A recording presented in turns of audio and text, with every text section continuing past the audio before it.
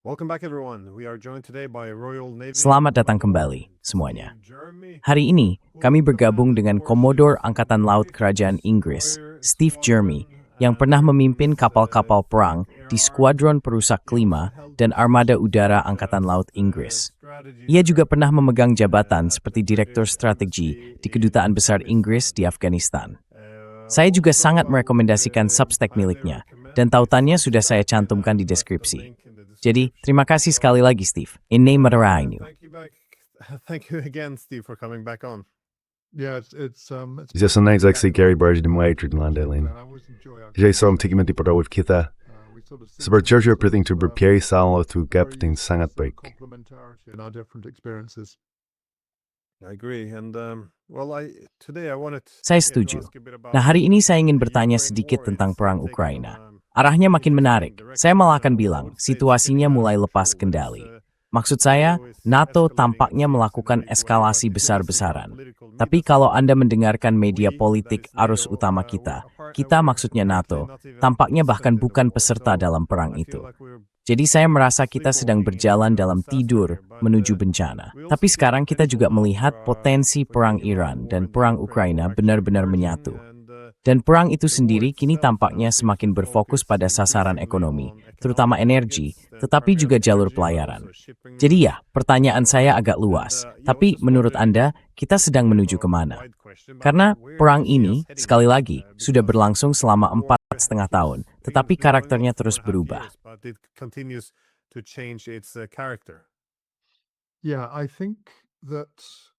Ya, saya rasa saya bisa mulai melihat dan mungkin saya keliru di sini, Glenn. Kita lihat saja tanda-tanda akhir dari perang ini dan berbagai kemungkinan bagaimana perang ini akan berakhir yang bisa kita bahas. Tapi saya mulai bertanya-tanya, apakah tahun 2027 mungkin menjadi tahun ketika perang Rusia-Ukraina ditutup? Dan lagi, mungkin karena alasan-alasan yang sangat mirip. Namun soal situasi saat ini, saya rasa Anda benar. Saya khawatir dengan cara NATO meningkatkan eskalasi, sambil berpura-pura bahwa mereka bukan bagian dari perang.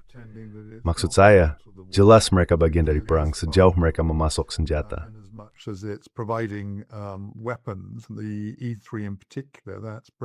Khususnya E3, yaitu Inggris, Prancis, dan Jerman, memimpin upaya penyediaan senjata yang memiliki kemampuan serangan jarak jauh ke wilayah Rusia. Dan mereka melakukan itu berdasarkan menurut saya dugaan bahwa Rusia tidak akan merespons. Itu bukan cara berpikir yang baik. Saya rasa salah satu masalahnya adalah Eropa, dan bahkan Barat secara umum, gagal melakukan apa yang selalu dikatakan Jenderal von Clausewitz harus dilakukan. Bertami dengan baram penakit perang ini. Mereka percaya perang terhadap kedutrod seperti toap dan berong. Mereka didorong narasi politik. Tujuan tiltai barat terus dalam perebrot dan berbarat memucap pada dalam pemikiran.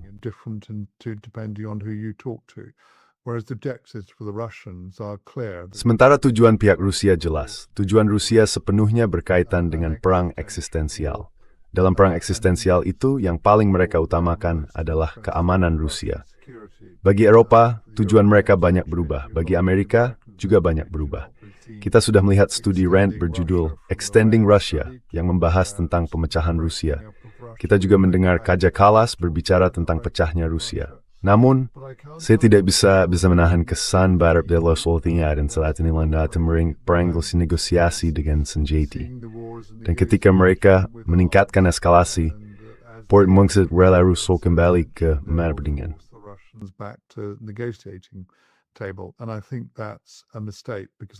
Dan saya rasa itu sebuah kesalahan, karena menurut saya, Rusia tampaknya telah memutuskan bahwa negosiasi tidak ada gunanya. Mereka sudah mencobanya. Pihak Eropa telah melakukan beberapa hal yang sangat membingungkan. Ya, bukan membingungkan. Tampaknya lebih seperti tindakan yang tidak kompeten, yaitu mengadakan 2 konferensi untuk benar-benar mengakhiri perang tanpa menghadirkan salah satu pihak yang berperang. Maksud saya, bagaimana itu bisa masuk akal sama sekali? Kekhawatiran saya tentang perang ini adalah eskalasinya. Saya akan kembali ke situ taktis sebentar lagi. Yang saya khawatirkan adalah ancaman untuk menembakkan senjata yang cukup besar ke pesisir untuk wilayah Rusia. Dan pertanyaan Rusia akan merespons atau tidak.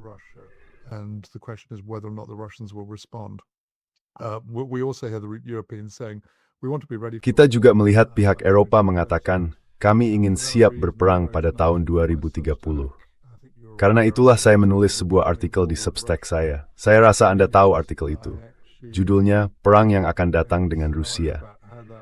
Di dalamnya, saya benar-benar memaparkan sebuah skenario tentang bagaimana perang itu mungkin berkembang. Dan cukup dikatakan, perang itu sama sekali tidak berkembang dengan baik bagi Eropa. Saya berasumsi bahwa Rusia memang menghancurkan fasilitas produksi senjata yang sedang dikembangkan oleh pihak Eropa, dan pada akhirnya melumpuhkan fasilitas-fasilitas produksi itu di Eropa. Lalu, dari yang bisa saya lihat, Amerika kemungkinan besar tidak akan ikut bergabung. Pasal 5 cukup dangkal dan tidak mewajibkan siapapun untuk berperang demi pihak manapun yang sedang diserang.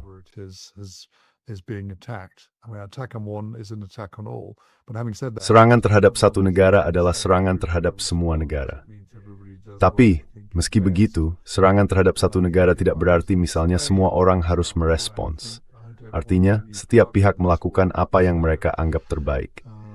Dan saya rasa, kalau saya berada di Spanyol misalnya, saya akan berpikir, saya tidak mau terlibat dalam perang ini. Jadi Anda tahu, pasal 5 itu bagus, tapi menurut saya, persoalan utamanya justru menerima skenario tersebut. Dan saya ingin mengemukakan skenario itu, karena semua orang membicarakan kesiapan untuk perang, tetapi tidak ada yang membicarakan bagaimana perang itu akan terjadi. Semua orang juga membicarakan waktu perang itu, yaitu tahun 2030. Namun tampaknya tidak ada yang berpikir bahwa Rusia, kalau mereka mendengar kita berbicara tentang mempersiapkan perang dan siap berperang pada tahun 2030, Delegasan Hanbitwitings Bas, Semak kita tap Twainjak Imouth.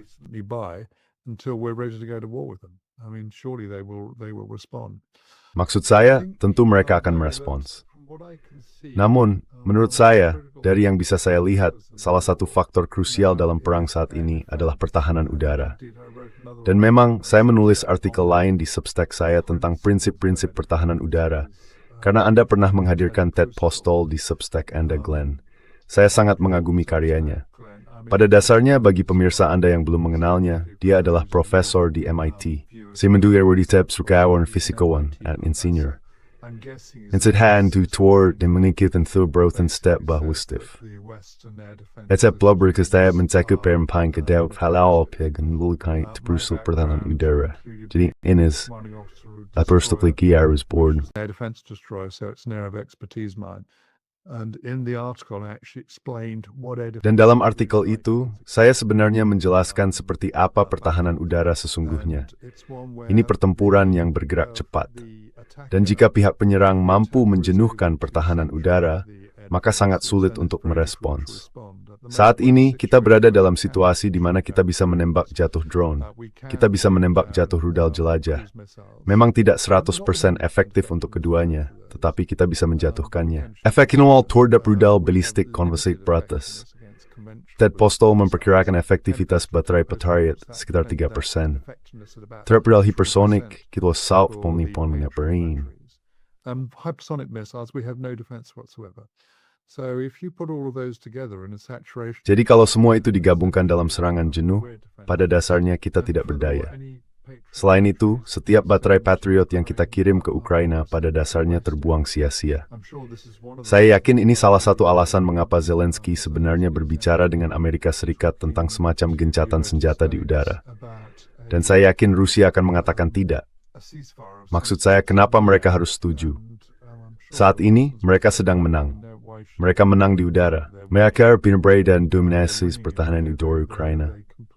Dan di Tajep, mereka dating first menyimak jest from war Rusia.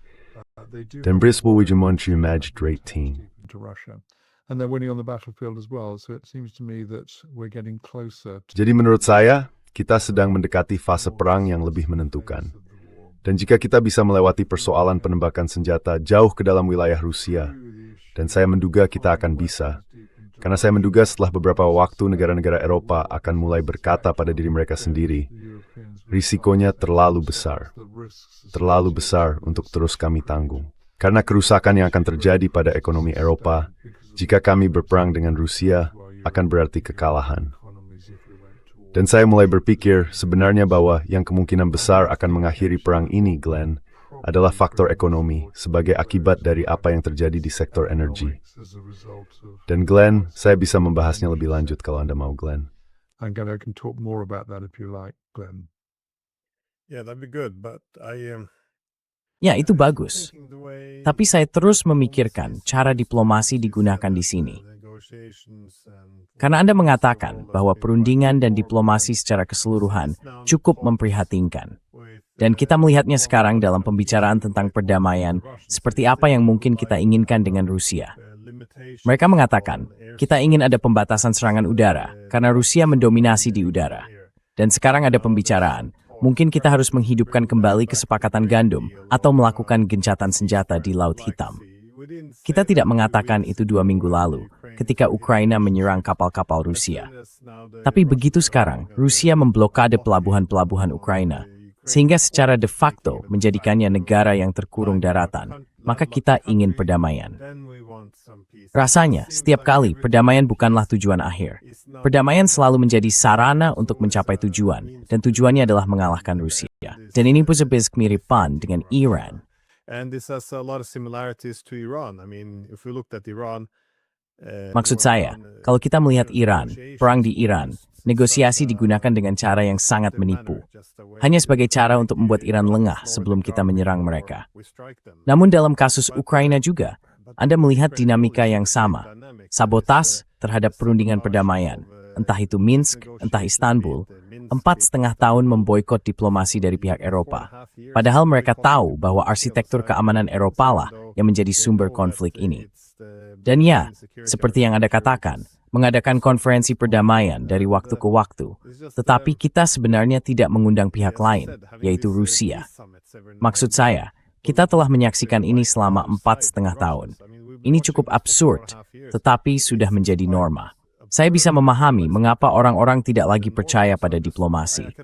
Karena diplomasi hanya dipandang sebagai taktik, sebagai cara untuk menipu lawan demi membentuk medan perang agar lebih menguntungkan. Irama-ramai, haratistik kadang tinaling sesuatu. But anyways, yeah, no, you were gonna say. Yeah. I mean, I couldn't agree more. And it would be Ya, saya sangat setuju. Akan sangat baik kalau pada akhirnya kita kembali ke diplomasi. Tetapi yang ingin saya katakan adalah, saya pikir Rusia dan Iran sama-sama sudah tidak lagi mempercayai Barat. Itu merupakan konsekuensi dari cara kita bertindak selama ini. Dan itu berarti, mengapa mereka harus mau terlibat dalam pembicaraan diplomatik jika mereka tahu bahwa apapun hasilnya tidak akan dipatuhi. Kita melihatnya pada Iran dan memorandum kesepahaman itu. Hampir segera setelah ditandatangani, Amerika meninggalkan memorandum kesepahaman tersebut. Seperti yang Anda katakan, kita juga melihatnya dalam perjanjian Minsk. Kita tahu bahwa Merkel dan Holland secara terbuka mengatakan bahwa perjanjian Minsk hanyalah cara untuk memberi Rusia, tetapi Prancis, Jerman, dan Eropa tidak pernah berniat mematuhi perjanjian Minsk. Sebaliknya, itu digunakan sebagai cara untuk memberi Ukraina ruang bernapas.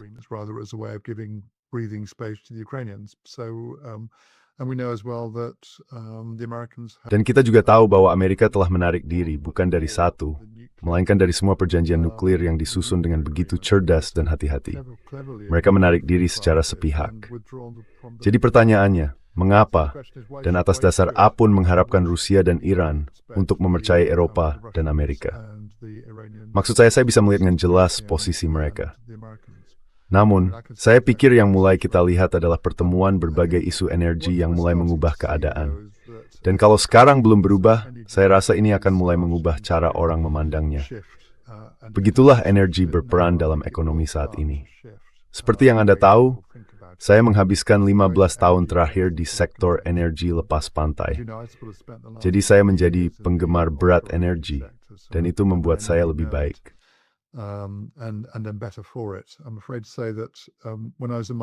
Saya harus mengatakan, ketika saya menjalani karier pertama saya di Angkatan Laut, kami biasa membicarakan kebutaan terhadap laut. Artinya, orang-orang tidak benar-benar memahami laut dan apa yang terjadi di sana. Sekarang saya berbicara tentang kebutaan energi. Begitu banyak orang tidak memahami energi dengan benar, dan tidak memahami betapa krusialnya energi bagi masyarakat industri modern. Memang, energi sangat penting bagi masyarakat industri modern.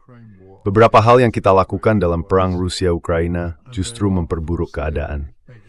Dan sejak awal, sudah bisa diperkirakan bahwa tindakan-tindakan itu akan memperburuk keadaan. Yang pertama adalah menjatuhkan sanksi terhadap minyak Rusia. Akibatnya, harga energi mulai meningkat sejak tahun 2022, tanpa dampak berarti terhadap perekonomian Rusia. with no meaningful impact on the Russian economy. Nobody apart from the West is actually following the sanctions. Tidak ada pihak selain Barat yang benar-benar mengikuti sanksi itu, karena hal itu bukan kepentingan nasional mereka. Mengapa Anda ingin memutus diri dari hidrokarbon Rusia yang berkualitas tinggi? Maksud saya, itu pertanyaan terbuka yang menurut saya seharusnya ditanyakan Uni Eropa kepada dirinya sendiri. Mengapa Anda ingin memutus diri dari 40% pasokan gas Anda dari Rusia dan 40% produk olahan penting Anda, yaitu diesel dari Rusia? Dan kita akan menanggung konsekuensinya dalam beberapa bulan ke depan. Hal kedua yang lebih baru kita lakukan tentu saja adalah menyediakan senjata agar Ukraina dapat menyerang jauh ke dalam wilayah Rusia dan berdampak pada sistem minyak serta hidrokarbon Rusia. Dan tentu saja salah satu konsekuensinya adalah Rusia telah mengurangi ekspornya.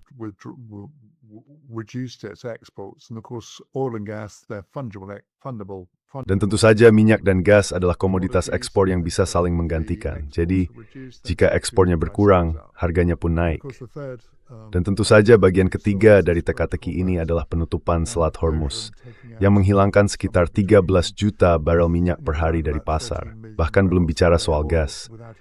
Gas alam pasti akan berdampak sangat buruk pada ekonomi dunia. Menurut saya, yang mengejutkan dalam isu khusus ini adalah betapa lama waktu yang dibutuhkan. Tetapi saya rasa sekarang kita lebih memahami alasannya. Faktor-faktor utama di balik jeda antara di satu sisi penutupan Selat Hormuz dan di sisi lain mulai terlihatnya dampak disebabkan oleh sejumlah faktor. Yang pertama adalah jeda dalam sistem energi global. Jadi sebuah kapal dari Selat Hormuz ke Amerika Serikat membutuhkan sekitar 2 bulan. Ke Inggris atau Eropa sekitar 1 bulan.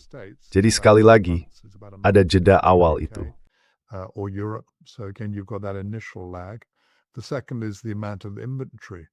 Yang kedua adalah jumlah persediaan yang ada dalam sistem, di luar keterlambatan sistemik itu. Namun menurut kami, persediaan tersebut hampir habis terkuras. Yang ketiga adalah cadangan minyak strategis. Sekali lagi, cadangan itu telah banyak dikuras. Saya rasa Amerika sekarang berada di sekitar 20%. Itu angka yang ada di benak saya, kira-kira sebesar itu. Dan yang keempat, yang sebenarnya tidak seorang pun dari kami perkirakan atau pahami sepenuhnya pada awalnya, adalah bagaimana Tiongkok secara signifikan mengurangi impor hidrokarbon mereka. Sekali lagi, angka yang ada di benak saya sekitar 5 juta barel per hari. Dan itu tentu saja sebenarnya meredam dampaknya, bersama dengan kemampuan Arab Saudi dan pihak-pihak lain untuk benar-benar mengekspor atau meningkatkan ekspor mereka melalui Laut Merah dan melalui jalur pipa menuju Laut Merah.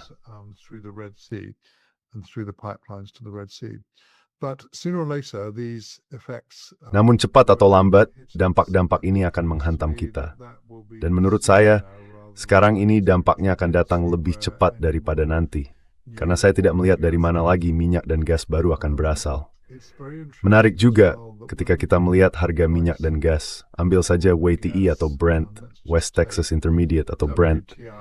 Sekarang kita melihat harganya naik. Dan tentu saja orang-orang menunjuk pada fakta bahwa sebelumnya harga itu relatif rendah. Masih menjadi pertanyaan terbuka apakah ada semacam perdagangan orang dalam untuk mencoba menjaga harga-harga itu tetap rendah. Menurut saya, itu memang pertanyaan terbuka. Saya tidak akan terkejut jika memang ada. Namun tentu saja harga-harga itu sebenarnya adalah harga kontrak berjangka, bukan harga yang benar-benar dibayar orang untuk membeli 1 barel minyak.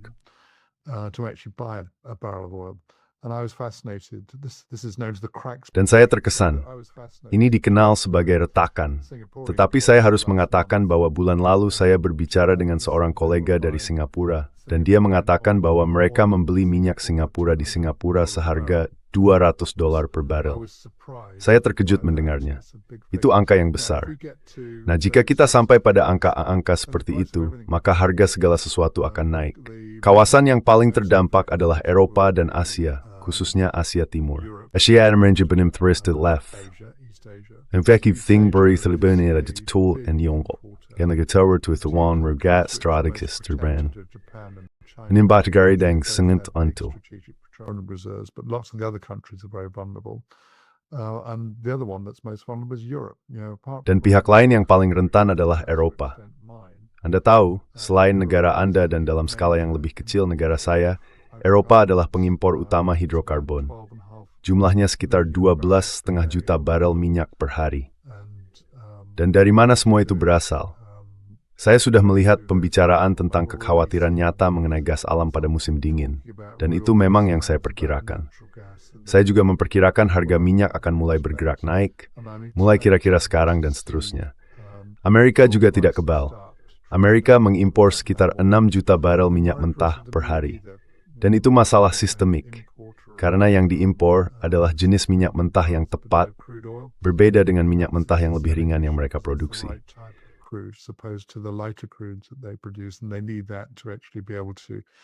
Dan mereka membutuhkan itu agar benar-benar bisa berproduksi. Maksud saya, mereka adalah eksportir bersih produk olahan, tetapi importir bersih minyak mentah dan produk lainnya. Jadi karena semua alasan itu yang saya perkirakan akan kita lihat dalam beberapa bulan ke depan, mungkin mulai bulan depan adalah harga minyak dan gas yang cenderung naik. Dan itu pasti akan berdampak pada perekonomian. Dampaknya terhadap perekonomian tidak langsung terlihat, karena sebagian besar indikator ekonomi adalah indikator yang tertinggal. Tetapi dampak itu akan terlihat, dan kemungkinan akan tampak sekitar 3 bulan setelahnya. Namun, kalau kita mari ambil diesel, bahan bakar yang selalu saya jadikan rujukan. Kalau diesel dihilangkan dari infrastruktur energi suatu negara, Anda sedang meminta masalah besar.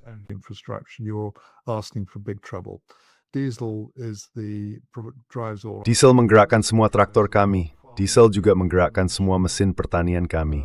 Saya dibesarkan di lingkungan pertanian, lalu kemudian saya pergi melaut. Dan tentu saja, diesel juga menggerakkan hampir semua kapal penangkap ikan kami, nyaris tanpa pengecualian. Jadi tentu saja sistem pangan Anda langsung terancam. Diesel menjadi tulang punggung logistik, khususnya logistik jalan raya. Diesel juga menjadi bahan bakar bagi cukup banyak sistem kereta api. Diesel menopang seluruh logistik, seluruh industri konstruksi, yang hampir semuanya menggunakan JCB dan alat-alat semacam itu. Begitu pula industri pertambangan, dan begitu banyak kemampuan militer kita.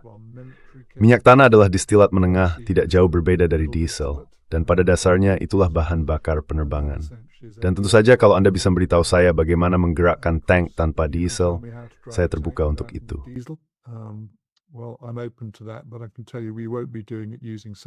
Tapi saya bisa katakan, kita tidak akan melakukannya dengan panel surya atau baterai. Jadi, diesel adalah bahan bakar yang sangat penting. Dan kalau Anda mulai menghapusnya dari ekonomi industri modern, Anda sedang mencari masalah. Kalau Anda tidak punya sumber alternatif untuk diesel itu, Anda pasti sedang mencari masalah. Jadi, menurut saya Eropa sangat rentan. Jika ini benar, kita kemudian mulai melihat konsekuensinya muncul dalam perekonomian, terutama di Eropa, tetapi juga di Amerika Serikat. Dan saya kira ini bisa berdampak besar pada kebijakan luar negeri kedua kawasan terhadap kedua perang ini. Bukan kepentingan kita, ekonomi kita benar-benar ambruk karena kita telah memutus diri dari hidrokarbon penting yang masih kita butuhkan.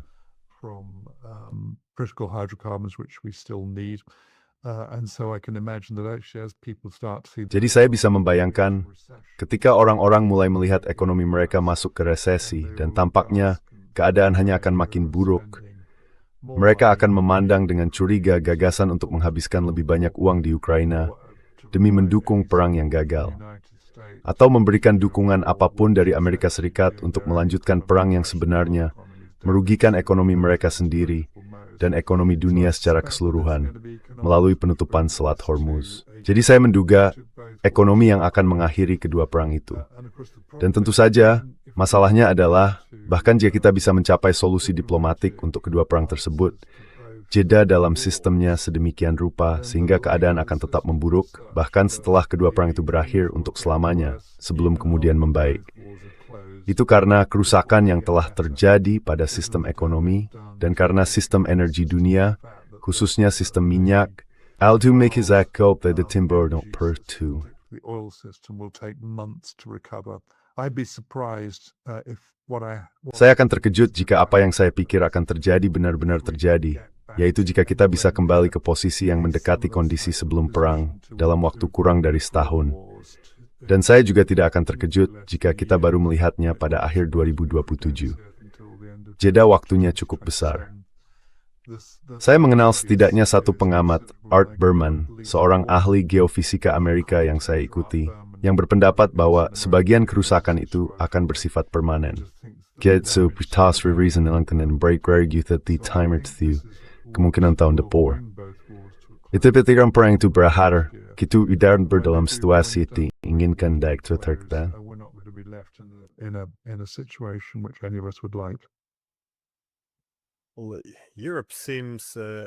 Eropa tampaknya sangat rentan, seperti yang Anda katakan.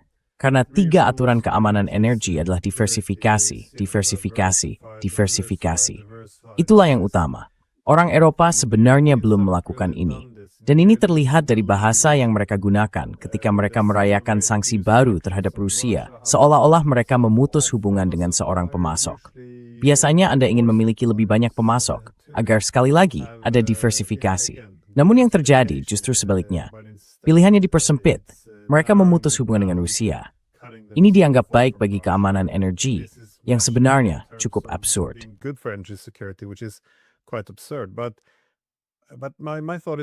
Tetapi menurut saya, kita belum tentu sudah berada di akhir eskalasi, dalam arti seberapa buruk keadaan bisa menjadi. Karena ini dimulai ketika Nord Stream dihancurkan.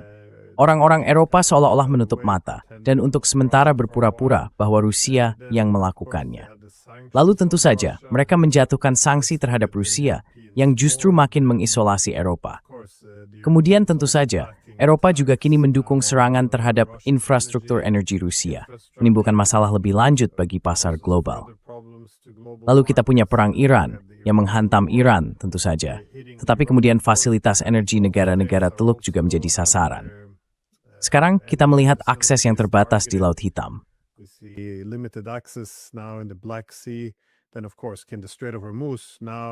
Lalu tentu saja Selat Hormuz. Sekarang Yaman sampai batas tertentu, sebagian menutup Laut Merah. Dan ketika saya melihat rekaman dramatis dari ledakan di Essex, Inggris, saya jadi berpikir, saya tidak mengatakan Rusia melakukan ini, tetapi saya memang terpikir, kalau saya berada di Kremlin, ini jenis sasaran yang akan saya incar. Karena di Moskwa semakin berkembang kesepakatan bahwa tidak membalas itu cukup berbahaya. Mengisar palingnya dokrekal Rusia, kini dianggap sebagai aman toma. En han menefter stämmer slash specialiserat stämmer model international.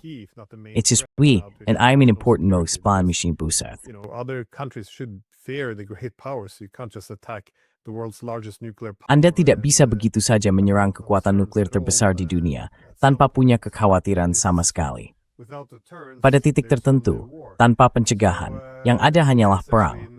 Pada dasarnya, tidak bertindak mulai menjadi lebih bermasalah atau lebih berbahaya daripada bertindak. Jika Rusia tidak lagi bisa hanya diam dan tidak melakukan apa-apa ketika NATO menyerang, Anda akan berasumsi bahwa pada suatu titik mereka akan naik ke semacam tangga eskalasi. En saya terkait di pokok berpabatas atafor, sudah saya berdisyaumling. En saya merhat saya juga yang menghantam konsulat kematan di Slaviansk, dan saya carrier Pembor, itu. Latvia in Slaviansk, and I thought, well, that's it's a good, not a good, it's a predictable first step, I guess, if you want to go up. Saya kira itu langkah awal yang bisa diperkirakan jika Anda ingin naik di tangga eskalasi, karena itu bukan wilayah berdaulat negara NATO. Lalu Anda menyerang ini, kemudian naik sedikit lagi di tangga itu, seperti yang dilakukan NATO terhadap Rusia. Tetapi pertanyaan saya, jika kita sampai pada titik ketika, secara diam-diam atau terang-terangan, Rusia menyerang sebagian infrastruktur energi Eropa, seperti apa kira-kira bentuknya? Karena, ya, ketahanannya tidak sekuat di Rusia. Maksud saya, orang Eropa tampak jauh lebih rentan. Ya, ada beberapa sasaran.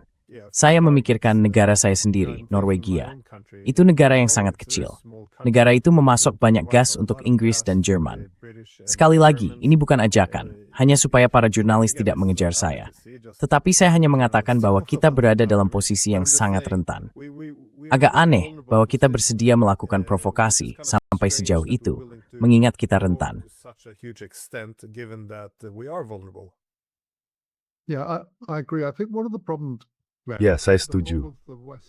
Saya rasa salah satu masalahnya, Glenn, adalah keseluruhan strategi Barat. Sebenarnya itu terlalu memuliakan sebuah kata, karena menurut saya Barat tidak punya strategi, selain terus menggandakan langkah dan berharap. Dan salah satu harapannya adalah Rusia tidak merespons. Bahkan saya rasa tadi saya sudah mengatakan dalam skenario yang saya kembangkan, perang yang akan datang melawan Rusia, saya katakan bahwa saat ini Barat berasumsi Rusia tidak akan merespons. Maksud saya, itu benar-benar mengerikan jika mempertimbangkan konsekuensinya.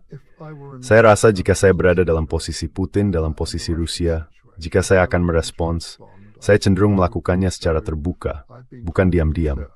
Karena tindakan terbuka benar-benar akan mengirimkan pesan. Dan Rusia telah mengatakan bahwa mereka belum mencoret dari daftar opsi respons terhadap Eropa di wilayah Eropa.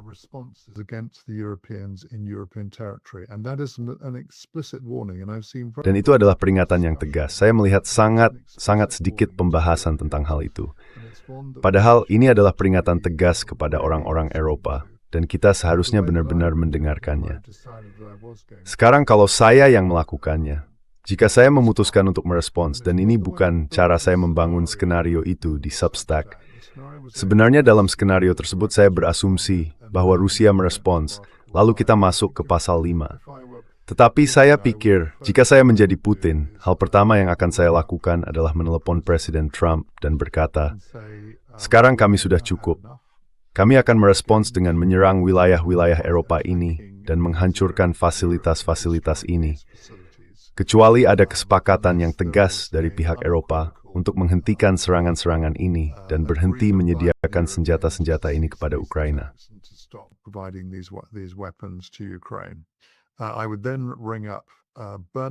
Saya kemudian akan menelepon Starmer, Macron, dan Merz, lalu berkata, kami akan melancarkan serangan terhadap fasilitas produksi Anda untuk senjata-senjata ini. Kami akan menggunakan rudal balistik konvensional dan rudal hipersonik. Anda tidak punya pertahanan terhadap itu.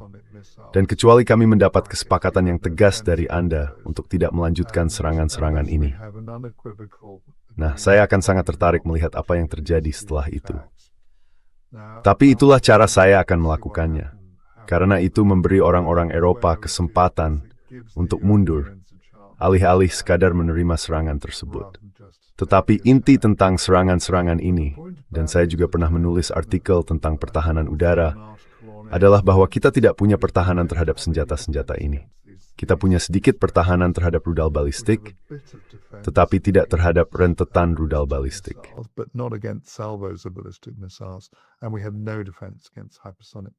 Dan kita tidak punya pertahanan terhadap rudal hipersonik. Saya ingat tahun 2002, tak lama setelah 9/11, Glenn, saya bekerja di Departemen Perencanaan Kebijakan di MOD, Kementerian Pertahanan Inggris. Kami melihat konsekuensi dari serangan seperti 9/11 dan di mana letak kerentanannya. Salah satunya adalah infrastruktur energi. Maksud saya misalnya, kami menghitung bahwa jika terjadi ledakan besar di fasilitas gas alam, stasiun penerima, atau fasilitas produksi, maka ada terdekat di bawah tingkat nuklir. Dan bisa hal detail lepaskan. Dan sekali lagi, ini adalah sesuatu to marrying that bukan.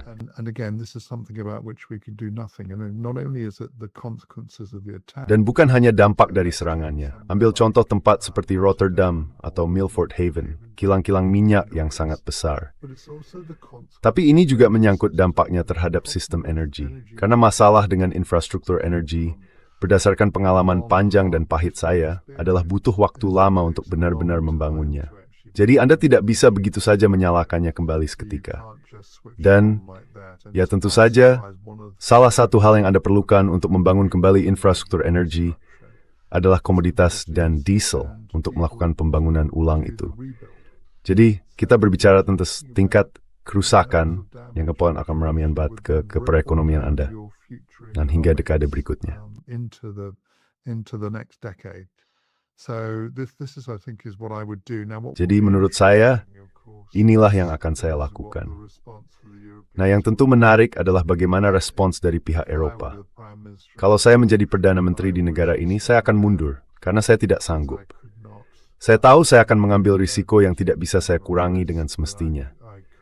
Dan maksud saya satu-satunya yang bisa dikatakan adalah bahwa satu-satunya tindakan yang akan dilakukan Inggris, atau juga Prancis, adalah merespons dengan senjata nuklir.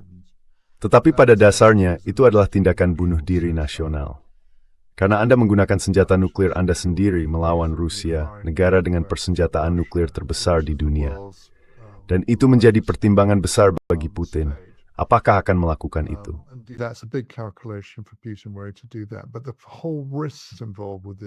Namun, keseluruhan risiko yang terlibat dalam hal ini begitu besar.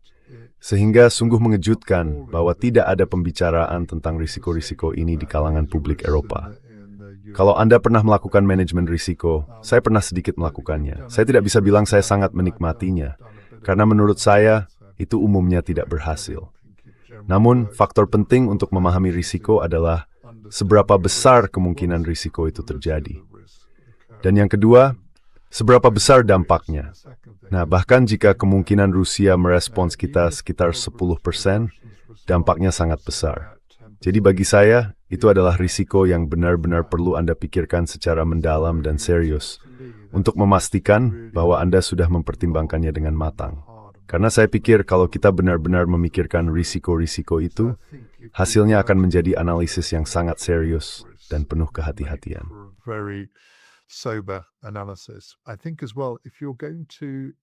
Saya juga berpikir, jika Anda akan mengambil risiko-risiko itu, dan saat ini kita mengambil risiko-risiko itu tanpa membicarakannya dengan rakyat Eropa, maka Anda seharusnya berdiskusi dengan masyarakat Anda. Jelaskan kepada mereka risiko yang Anda paparkan kepada mereka, agar mereka bisa membicarakan secara politik apakah itu yang mereka inginkan. Saat ini saya tidak melihat tanda-tanda adanya hal itu. Padahal, jenis percakapan ini yang kalian saksikan pertarbukan lakukan di seluruh Eropa. Eropa beristri korbannya. Dan jika Anda ingin melihat atau membayangkan seperti apa Eropa dalam peristiwa perang semacam itu, lihat aja Ukraina.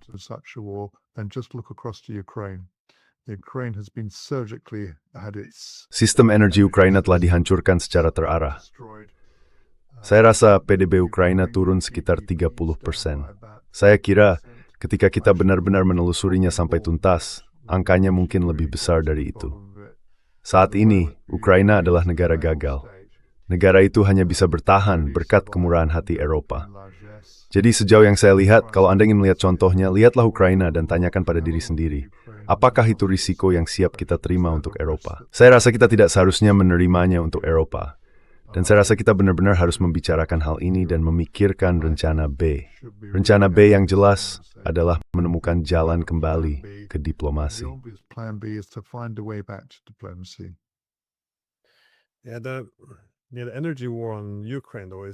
Ya, perang energi di Ukraina memang cukup menghancurkan. Rusia bukan hanya menyerang semua fasilitas energi utama dan sekarang pelabuhan, tetapi bahkan sampai ke pom bensin itu sendiri. Saya rasa Ukraina punya sekitar 1.000 pom bensin di seluruh negeri, dan itu jumlah yang banyak. Tetapi Rusia berfokus pada pom bensin di wilayah timur, terutama di kawasan Dnipropetrovsk. Maksud saya, ini tampaknya belum benar-benar masuk radar di barat, karena belum sampai pada titik kritis. Namun pada dasarnya, mereka melumpuhkan semua pom bensin satu persatu. Menurut saya, ini akan menjadi unsur baru di samping krisis kekurangan personel dan minimnya pertahanan udara. Saya rasa ini akan menjadi hal yang sangat penting.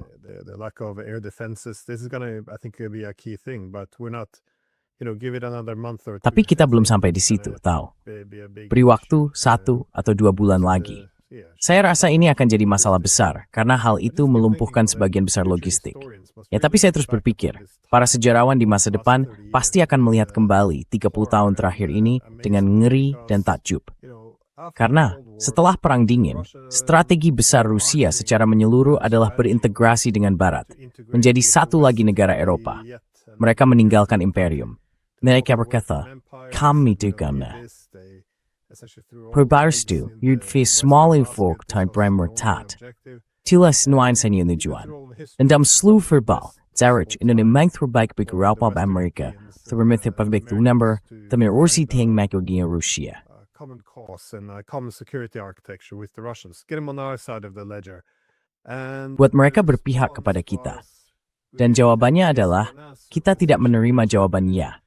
Pada dasarnya, kita menolaknya. Dan sampai pada kesimpulan, mari kita bangun Eropa di sekitar NATO dan Uni Eropa. Intinya, melanjutkan politik blok, tetapi semua orang di Eropa harus menjadi bagian dari ini, kecuali negara terbesar di Eropa, Rusia. Dan yang membuat saya heran, kalau ini semata-mata salah perhitungan, kalau kita tidak melihat ini akan terjadi, itu lain soal. Tetapi pada tahun 1990-an, para pemimpin politik kita, para pemimpin militer kita, para kepala intelijen, mereka membahas bahwa ini kemungkinan besar ini akan mengasingkan Rusia. Ini akan menjadi bencana. Pada tahun 2008, ketika mereka menawarkan keanggotaan di masa depan kepada Ukraina, semua orang tahu bahwa ini jelas merupakan garis merah. everyone knew that this was certainly a red line. This was going to be very problematic, which is why there was such. Ini akan menjadi sangat problematis. Itulah sebabnya muncul penolakan yang begitu besar. Tapi Anda tahu, dari para duta besar sampai kepala CIA, mereka mengatakan, ya ini kemungkinan besar akan memicu perang. Dan kita melakukannya. Sungguh mencengangkan. Maksud saya, bagaimana kita bisa sampai di titik ini? Saya tahu para politisi bisa ditekan. Mereka berupaya mencari kompromi. Tapi kita tahu bagaimana kita sampai di sini.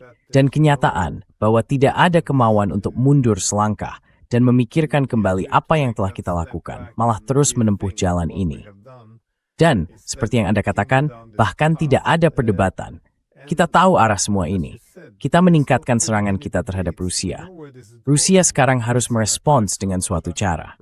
Jadi para pemimpin kita membawa kita menuju perang dengan kekuatan nuklir terbesar di dunia, yang beberapa tahun sebelumnya memiliki tujuan utama untuk berintegrasi dengan kita. Dan tidak ada pembahasan buat berbeda seperti pembahasan. No discussion, no debate, nothing. Any dissent is smeared as, Putinism or. Setiap perbedaan pendapat dicap sebagai entah Putinisme atau istilah kekanak-kanakan apapun yang mereka punya. Maksud saya, sungguh sulit dipercaya bahwa ini bahkan bisa terjadi. Dan Anda tahu, seharusnya kita ini adalah demokrasi liberal, masyarakat terbuka, yang mampu menguji gagasan dan mengoreksi arah kalau kita berada di jalur berbahaya. Ini jalur yang sangat berbahaya, dan sama sekali tidak ada apa-apa. Saya hanya ingin bertanya, bagaimana Anda melihat tujuan-tujuannya di sini? Karena Anda mengatakan tidak jelas apakah kita sebenarnya punya strategi. Tapi Anda tahu, jika semua ini dilakukan demi perdamaian hegemonik melalui perluasan NATO, sekarang kelangsungan hidup NATO sendiri bisa dipertanyakan. Bisa jadi taruhannya. Maksud saya, dan tetap saja tidak ada diskusi. Jadi menurut Anda, apa tujuan utama sekarang setelah kita menggali lubang besar ini untuk diri kita sendiri? Dan tampaknya, having we set thing, mengnoth. And we're not gonna stop digging, it seems. I think the main objectives. Saya pikir tujuan utama kalangan politik mapan. Dulu saya menyebut mereka elit, tapi saya sadar kata elit seolah menyiratkan kinerja yang unggul, padahal sama sekali tidak. Justru sebaliknya. Jadi, menurut saya, tujuan kalangan politik mapan itu adalah membawa Rusia ke meja perundingan dan mencapai kesepakatan damai. Tetapi tentu saja mereka melakukannya dari posisi yang lemah. Dan sekali lagi, saya rasa mereka tidak benar-benar memahami betapa situasi militer lebih berpihak pada Rusia. Saya tidak mengatakan Rusia tidak punya masalah yang harus dihadapi terkait serangan kami ke wilayah Rusia dengan menggunakan sistem senjata barat yang diberikan kepada Ukraina. Tetapi itu tidak akan memengaruhi medan perang. But that won't affect the battlefield.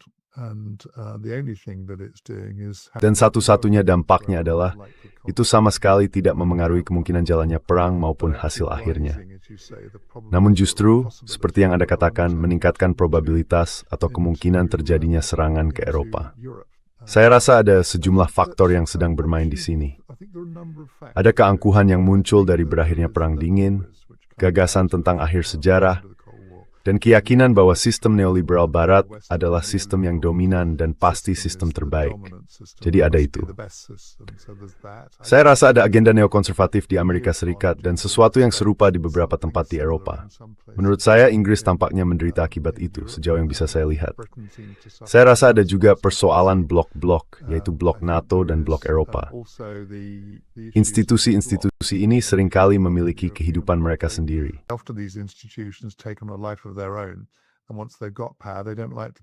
Begitu mereka sudah punya kekuasaan, mereka tidak suka melepaskannya. Dan saya rasa kita melihat itu di kedua institusi tersebut. Institusi yang lebih saya pahami meskipun saya cukup tahu tentang keduanya adalah NATO. Dan saya rasa yang tampaknya gagal dipahami oleh orang Eropa adalah bahwa meskipun NATO mungkin berhasil sepanjang Perang Dingin, setelah Perang Dingin, NATO menjadi institusi yang gagal. Dan masih menjadi pertanyaan terbuka, apakah NATO berhasil di Kosovo? Saya sendiri terlibat dalam operasi Kosovo di Laut Adriatik. Yang saat itu tidak saya sadari, tetapi sekarang pahami dengan sangat baik, adalah bahwa dasar pembenaran hukum internasional bagi operasi kami di Kosovo sangat meragukan. Bahkan menurut saya, lebih meragukan daripada serangan Rusia ke Donbas. Lalu ada Afghanistan selama 20 tahun.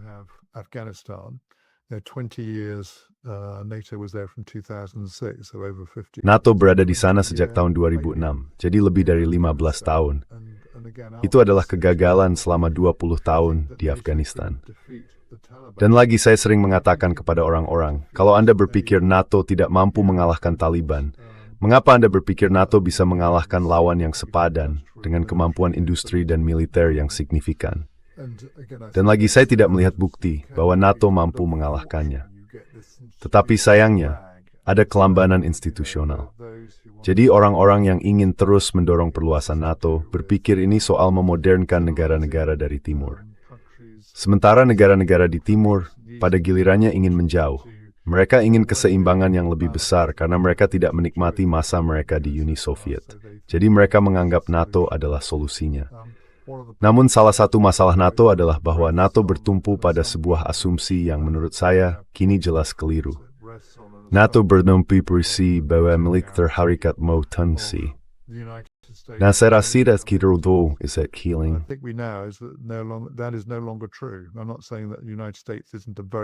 Saya tidak mengatakan bahwa Amerika Serikat bukan kekuatan militer yang sangat kuat. Militernya sangat kuat, tetapi kekuatannya jauh lebih bertumpu pada udara dan laut, dan lebih sedikit pada darat. Mereka tidak punya angkatan darat yang besar dibandingkan ukuran negaranya. Jumlahnya kira-kira 450.000, mungkin 470.000. Tambahkan marinir, dan jumlahnya sekitar, saya rasa total marinir sekitar 160.000. Tetapi sebenarnya, kerala imikur nengiting daud, juga gisata smorg maubme. Dan tanpa pasukan saudara sejender bercimberat China, 3 juta.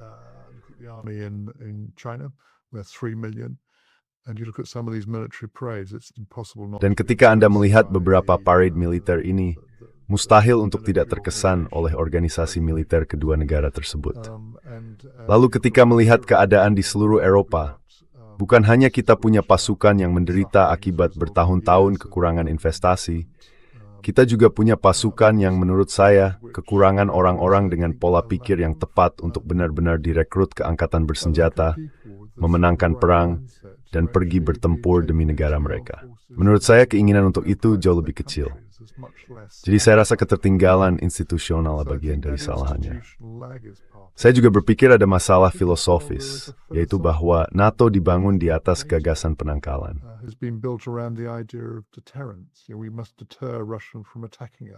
Kita harus mencegah Rusia menyerang kita.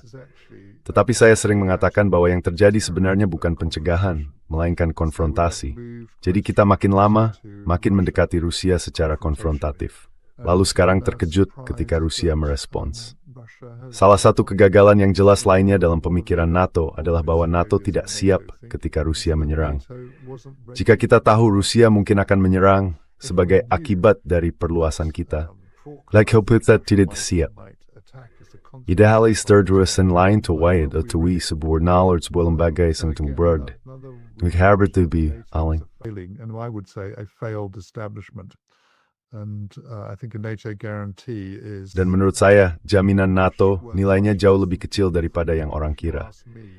Kalau Anda tanya saya, seandainya ada negara di kawasan Baltik yang memutuskan untuk menindas kelompok minoritas etnis Rusia di negaranya, lalu benar-benar melakukannya, dan sebagai akibat dari penindasan itu, Rusia merespons, dan ada bukti bahwa ini sedang terjadi. Kalau itu terjadi, apakah saya mau menumpahkan darah warga Inggris demi mendukung negara tersebut? Apakah Anda mau menumpahkan darah warga Norwegia?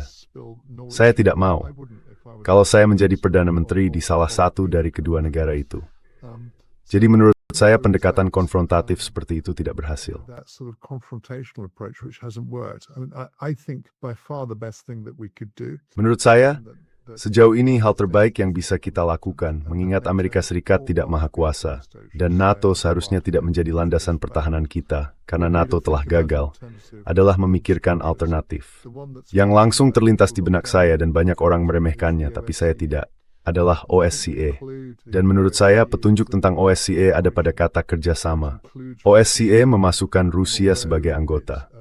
Memang, OSCE tidak punya kemampuan militer seperti NATO. Meski begitu, kemampuan militer yang dimiliki NATO itu sangat-sangat dibesar-besarkan.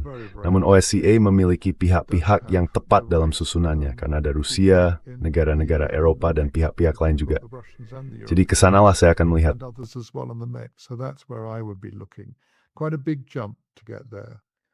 Lompatan yang cukup besar untuk sampai ke sana. Tapi sebenarnya, satu hal yang bisa saya lihat adalah, jika kita mulai berpikir serius untuk membubarkan NATO, maka sejumlah manfaat bagi perdamaian dan keamanan Eropa seharusnya jelas. Maksud saya, jika NATO dibubarkan, tidak ada alasan bagi Ukraina untuk ingin bergabung dengannya. Jika NATO dibubarkan, kita benar-benar bisa mulai memikirkan hubungan kita dengan Rusia dalam kerangka kerjasama, dan menyesuaikan ukuran kekuatan militer kita berdasarkan itu. Bukan menyesuaikannya untuk operasi ofensif terhadap Rusia, melainkan untuk keamanan jangka panjang. Maksud saya di negara saya akan tertarik pada keamanan laut kami dan akses kami terhadap komoditas.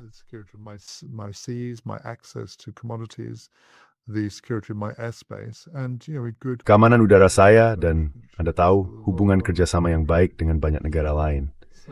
Jadi jawaban panjang untuk pertanyaan singkat. Tapi saya rasa begitulah cara saya memikirkannya. Menurut saya, ada juga sejumlah pertanyaan terbuka soal Uni Eropa. Namun, selama Uni Eropa tidak melakukan militerisasi, karena itu akan menjadi kesalahan besar, maka menurut saya Uni Eropa tidak terlalu penting. Saya kebetulan berpandangan bahwa kedua institusi itu akan gagal antara sekarang hingga akhir dekade ini, masing-masing karena alasan struktural yang berbeda. Saya tidak akan membosankan Anda dengan pandangan saya tentang Uni Eropa, tetapi saya rasa keduanya akan gagal.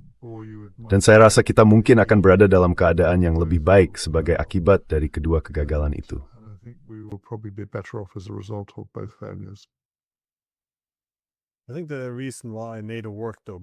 Saya rasa alasan NATO bekerja lebih baik selama Perang Dingin adalah karena NATO, sekali lagi bukan hanya karena itu aliansi defensif, tetapi karena NATO adalah kekuatan status quo, dan pada saat itulah penangkalan bekerja.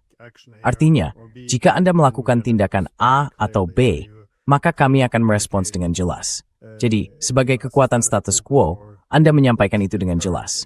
Penangkalan diterapkan terhadap revisionisme pihak lawan. Yang terjadi setelah Perang Dingin adalah NATO menjadi revisionis. Dalam arti, NATO berekspansi dan NATO menjalankan perang-perang agresif ini. Maksud saya, Anda bisa membenarkannya sesuka Anda soal ekspansi dan serangan militer. Tetapi setelah itu, Anda tidak bisa lagi mengklaim bahwa NATO adalah kekuatan status quo. NATO sedang mengubah arsitektur keamanan. Sekali lagi, NATO berupaya memfasilitasi hegemoni kolektif. Dan Anda menyebut Kosovo. Ya, saya juga alis di militer pada smooth yusum smindut. Berarti toward peran aktif dalam perang. Didn't have any active role in this war. I was not at all, but Sama sekali tidak, tapi saya hanya, apa istilahnya, wajib militer. Dikerahkan ya, wajib militer. Namun yang saya anggap menarik dari perang ini adalah bahwa belakangan dikemukakannya, serangan terhadap Serbia itu tidak legal, tetapi sah. Pada dasarnya, itu memisahkan legitimasi dari legalitas. Lalu tentu saja pertanyaannya, apa yang membuatnya sah kalau tidak legal? Jawabannya adalah nilai-nilai demokrasi liberal. Kalau tujuannya memajukan demokrasi dan membela hak asasi manusia, maka itu sah, meskipun hukum internasional tidak mendukungnya. Namun dari sini, menurut saya banyak hal lahir. Barat merasa punya hak istimewa untuk melakukan banyak hal. Kita bisa mencampuri urusan dalam negeri negara lain. The West having prerogative to do many things. We can interfere in domestic affairs of other countries. Only us, because we call it democracy promotion. Hanya kita, karena kita menyebutnya promosi demokrasi. Kita bisa menyerang negara lain. Kita menyebutnya intervensi kemanusiaan. Kita bisa mengganti rezim. Kita bisa memisahkan wilayah dari negara lain. Tiba-tiba ya, itu membuka sebuah sistem hegemonik yang tidak bisa diterima oleh siapapun yang lain. Dan saya rasa sekarang kita telah menguraikan banyak hukum internasional. Ketika seluruh tatanan hegemonik ini berakhir, kita harus bertanya kepada diri sendiri, apa seharusnya peran NATO sekarang? Karena ya, selama Perang Dingin, NATO berfungsi mencegah konflik, menjaga politik blok tetap stabil. Di era pasca Perang Dingin, NATO bisa berusaha memfasilitasi hegemoni kolektif, apapun penilaian kita tentang itu. Tetapi sekarang, ketika kita telah keluar dari era hegemonik, ini bukan lagi masa yang baik bagi NATO untuk menjelaskan bagaimana NATO akan memiliki peran yang konstruktif. Bagaimanapun, Parker Handpers Power Platforms. Anyways, do you have any final thoughts? No, I think I couldn't agree Tidak, with you more. saya sangat setuju dengan poin Anda tentang penyebarluasan nilai-nilai Barat yang selama ini kita anggap sebagai nilai-nilai terbaik. Dan saya pikir akhir-akhir ini tampaknya seluruh dunia memandang kita dan berpikir apa sebenarnya yang sedang kacau di Eropa dan Amerika Serikat. Dan mereka ada benarnya. Siapa kita? Hingga bisa mengatakan bagaimana orang lain harus menjalankan negara mereka. Siapa kita hingga bisa mengatakan negara mana yang harus dipecah dan mana yang tidak. Orang-orang berbicara tentang perubahan rezim, tetapi yang mereka maksud adalah penggulingan pemerintah. Dan saya pikir poin Anda tentang hukum dan legitimasi itu sangat tepat. Karena sebenarnya, jika Anda tidak bersedia mematuhi hukum internasional, siapa yang menentukan legitimasi dan mengapa? Dan apa yang membuat mereka berhak menentukan legitimasi?